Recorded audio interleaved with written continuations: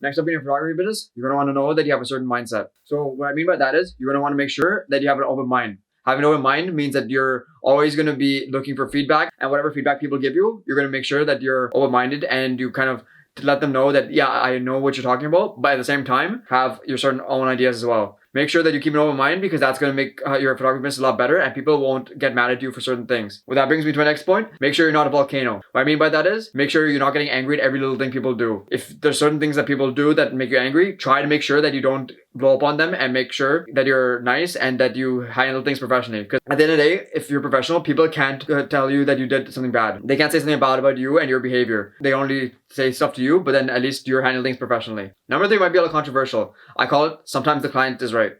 What I mean by that is when the client wants something done. So for example, if they want a certain color done or they want something done in a certain way and it goes along with their vibe, their whatever they have in their mind.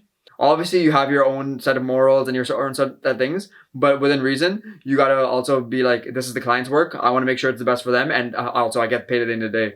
You're also making sure that they're happy and that the client is getting what they paid for or getting what you promised them.